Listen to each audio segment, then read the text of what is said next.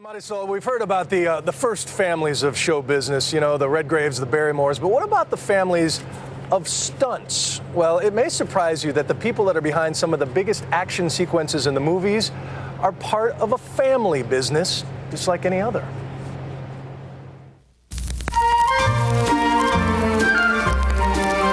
Meet the Levitts. Mom, dad, 3 kids, a model of suburban normalcy with a few exceptions.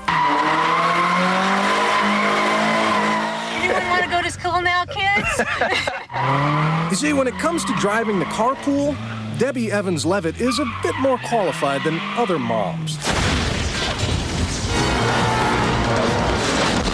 In fact, she is an action film legend and has doubled for everyone from Linda Carter in Wonder Woman to Angelina Jolie in Mr. and Mrs. Smith to Carrie-Anne Moss in The Matrix Reloaded. Of course, bragging about a mom like this brings some skepticism. They don't believe the kids. They don't believe them when they say that, oh, my mom did Herbie.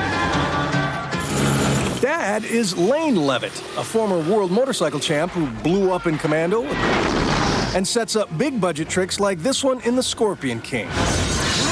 So he understands when Mom comes home a little battered and bruised. Her pain tolerance is so high. On Batman, she broke her ankle. She taped it up, and she finished the night's work with a broken ankle. Hey, not bad for a chick!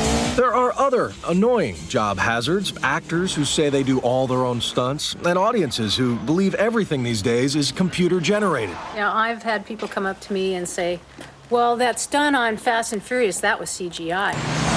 The one where I went underneath the semi-truck and flipped the car. But it wasn't. Whoa, nice one. The Levitts are thrilled that their kids are interested in the family business. Stunt work is so competitive, they say, nepotism is really the only way to break in. I'm gonna do a face-off. This is when you fall forward and stomach facing towards the pad, and right at the last minute, you turn your back. 12-year-old Daniel is a budding stuntman, and he uses Dad's workshop for a different kind of homework. He rode his first motorcycle at 3 1/2, began jumping ramps soon after. He says, Mom, watch this. And he takes off, and he pre-jumps it, and he pulls himself up, and he gets 6 feet of air off this little tiny jump. Oh, it's enough to make any mom beam with pride. She's also a mom. She's got a young daughter. She's also a fisherwoman, camper, horseback rider, and raises her own bucking bulls. Mandy ships are just about ready for you to try county concrete shield, a boat called Snowflake. Let's do that cheer thing right now. Come on, help her, help her, help her.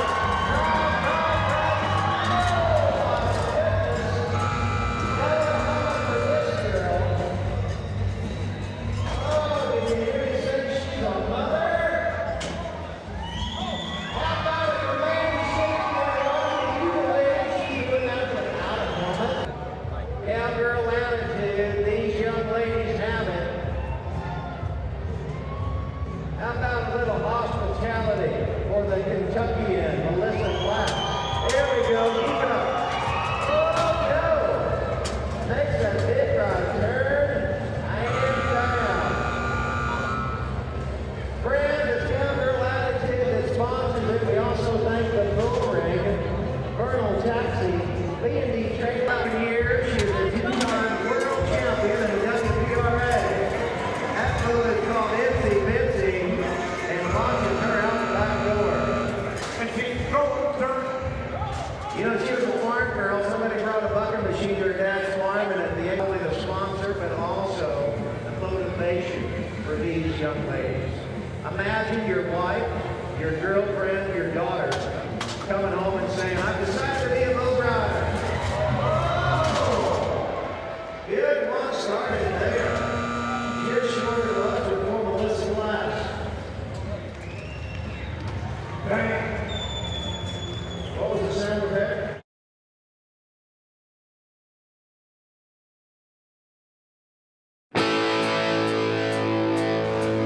you love aviation, there's no place like Alaska because 80% of it relies on it for normal day-to-day travel.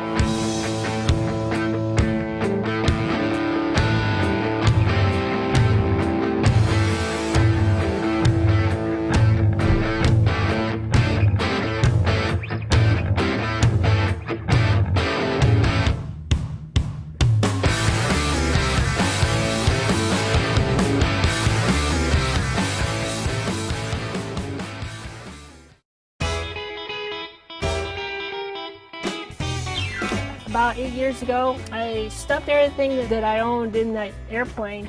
I flew up here from Colorado, and then I camped out in this parking lot right here until I got a job. We flew 34 people the day before 10 o'clock. Danielle is definitely one of the top pilots here, so she gets all the hard jobs, but she loves it. Your skill level has to be extremely high to fly in these mountains. I didn't land, I was on wheels, there was 3 feet of snow, there was a frozen lake. I spent most of my life in garages and hangars in some form or fashion, so if I get too much outside of the airport environment, I get kind of definitely out of my element. This is Beaver, this is our hangar cat. Just after high school, I got my pilot's license and then slowly got all my ratings and stuff. I went from making an awful lot of money fixing cars to very little money working on airplanes, but it definitely felt perfect.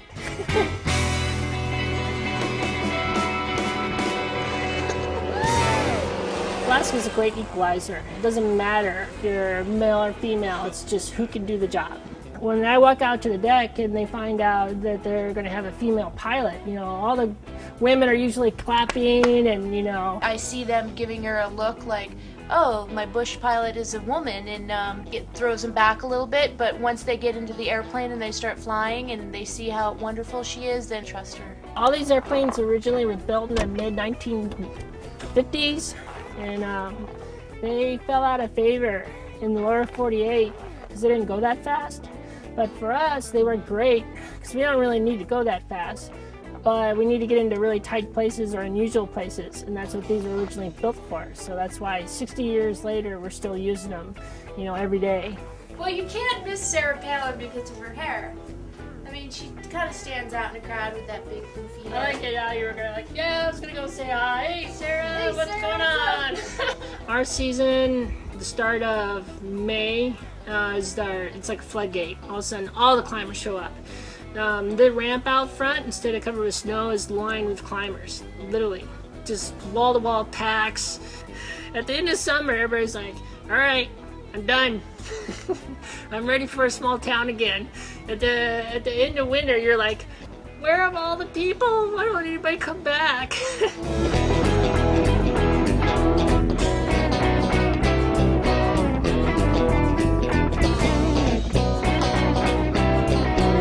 I came up here to Alaska because I wanted to fly.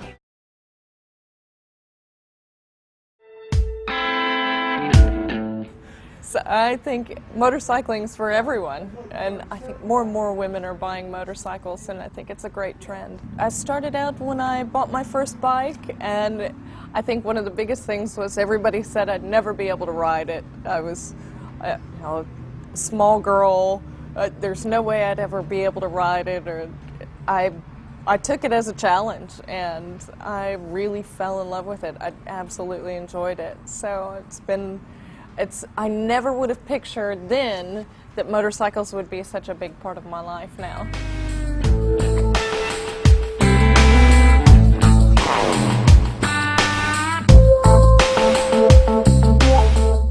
It is more of a male sport, and I know even when I started riding, there were very few women on the road, and it seems like every year there are more and more women. But I picked it up because it's a passion of mine, and going to Bonneville and setting records is definitely a great passion of mine.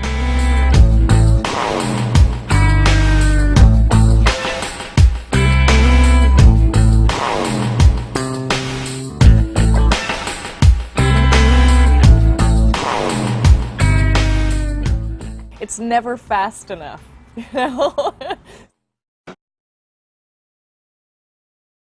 Hop tries to catch up, but he doesn't look like he's got what it's going to take to beat these other two. Kaylee's got a race on her hands through that lower corner, Chip. Going into this heat, I said Kaylee had to do two things. She had to have a perfect start. She did that. She needed a perfect first corner. She did that. She's done all she can do now. It's all up to the horsepower behind her. And she's stretching it out, Pat O'Day. She's definitely stretching it out. And it looks like Ryan Mallow is having a tough time catching her. Unbelievable run for Kaylee. As Chip said, it has been perfection. It's been poetry. And she's at the floating bridge turn. That skid fin throws that water in the air. She's got Mallow on the outside, but she's got him by an entire rooster tail and more. He starts hearing footsteps now, though. A 5-lapper means that engine's got to hold together. She lost one earlier. End of lap number 2. Kaylee leads by a rooster tail in the quarter. Down the front straightaway as she comes charging through. She's got a loose cowling there. You can see things rattling. That could blow off at any moment now. Now, if that cowling comes off, that creates some problems because there's an air scoop you can see on top of that cowling right there. And that air scoop helps get air to that motor. If that cowling comes off, that's going to be a little bit of decrease of horsepower. And she's got a great big blown motor behind her. But I tell you what, she has driven a perfect race up to now. If she wins this, it's all driver. So far, she's hanging together here. Out of the corner, the cowling still staying on, but as you can see, it's trying to lift off on the back end. And Kaylee's getting the white flag as she comes down to the start-finish line, third time around for Kaylee.